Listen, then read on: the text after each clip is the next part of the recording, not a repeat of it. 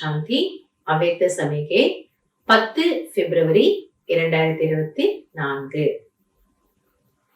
भगवानुடைய महावाक्यम मधुरता ऐसी विशेष धारणा है जो कड़वी दरनी को भी मधुर बना देती है. மாந்தத புரிய வைக்கிறாங்க. இனிமை என்பது அத்தகைய ஒரு விசேஷமான தாரணை, அதாவது அது மிகவும் கசப்பான நிலத்தை கூட இனிமையாக ஆக்கிவிடும்.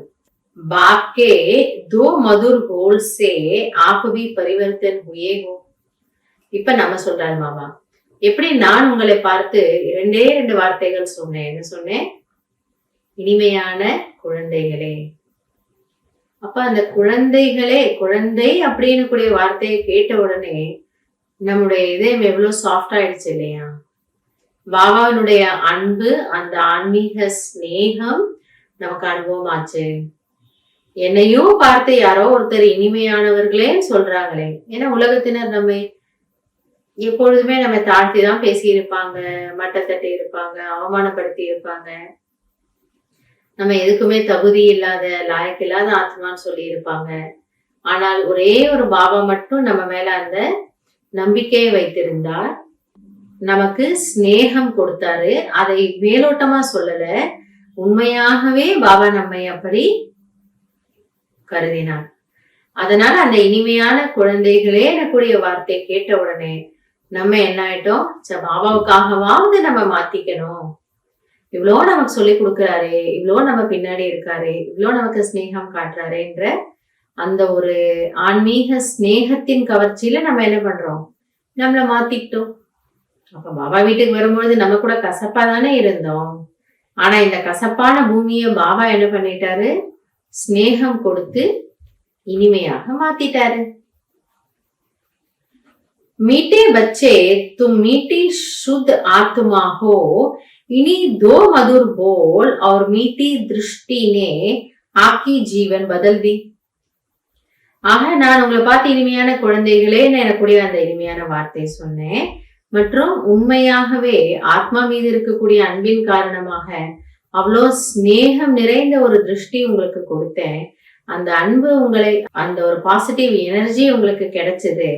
அந்த அன்பு கிடைச்ச உடனே நீங்க மாறினீங்க தானே. तो ऐसी मधुरता धारण कर औरों को भी मधुर बनाओ. அப்ப பாபா நம்மை பார்க்கும் பொழுது எப்படி பார்த்திருப்பாரு? இது இவ்வளவு பாவம் பண்ணிட்டு வந்திருக்கு, இவ்வளவு பேருக்கு கடந்த காலத்துல துக்கம் கொடுத்துட்டு வந்திருக்கு, இது என்ன குழந்தை இது? எந்த ஒரு வீணான பாவனை நம்ம பத்தி அவருக்கு தெரியும். தெரிஞ்சாலும் பாபா அத மனசுல கொண்டே வரல இல்லையா? பாப் தாதா ரெண்டு பேருமே. அப்ப அவர்களுக்கு நம்முடைய எந்த ஒரு குறையும் புத்தியில இல்லாததுனால அந்த ஸ்நேகம் உண்மையானதாக இருந்தது. அதுவும் நமக்கு டச் ஆச்சு. புரியுது இல்லையா பாபா எனக்கு என்ன சொல்ல வர்றாருன்னுட்டு? எந்த குழந்தைய பற்றிய ஒரு அசுப பாவனையும் பாபாவோட மனசுல கிடையாது. அப்ப நம்ம மத்தவங்க கிட்ட ரியலா அன்பா இருக்கணும். நம்முடைய அந்த ரியல் ஸ்நேகம், உண்மையான ஸ்நேகம் அந்த ஆத்மாவுக்கு ஃபீல் ஆகணும்னா அவர்களுடைய எந்த குறையும் நம்ம மனசுல நம்ம வைக்க கூடாது. எப்ப நம்முடைய விருத்தி, உள் உணர்வு அவ்வளோ கிளீனா இருக்கோ, அவ்வளவு சுத்தமா இருக்கோ, அப்பதான் என்ன ஆகுமா? நம்முடைய அந்த ஸ்நேகம் அந்த ஆத்மாவுக்கு ஃபீல் ஆகும்.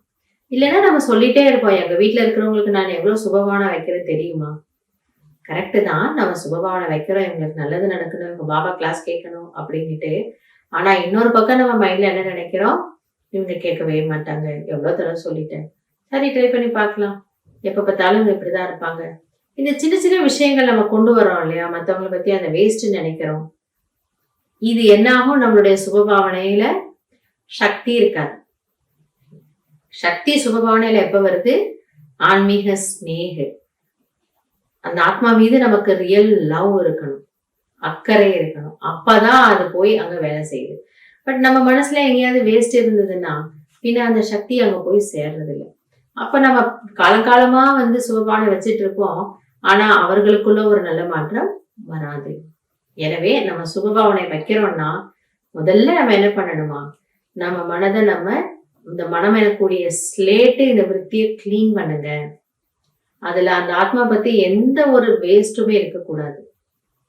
அந்த ஹோம்ஒர்க் முதல்ல பண்ணிட்டு அப்புறம் நம்ம சுபபாவனை வைத்தோம் என்றால் பாபாவால எப்படி ஒரு கசப்பான நிலத்தை மாற்ற முடிந்ததோ அதுபோல் நம்மாலும் நம்மை சுற்றி இருக்கக்கூடிய கசப்பான நிலங்களை மாற்ற முடியும். சோ மத்தவங்களுக்கு சுபபாவனை வைக்கிறதுக்கு முன்னாடி நமக்கு நாம இந்த ஒரு ஹோம்ஒர்க் செய்ய வேண்டியிருக்கு. இன்னைக்கே நம்ம ஸ்டார்ட் பண்ணலாம். எங்கெல்லாம் யார் மீதாவது ஏதாவது ஒரு தேவையற்ற பாவனை இருந்ததுன்னா அதை நம்ம என்ன பண்ணிடணும், கிளீன் பண்ணிடணும். எப்படி கிளீன் பண்ணணும், பாபாவுக்கு சொல்லிடணும்.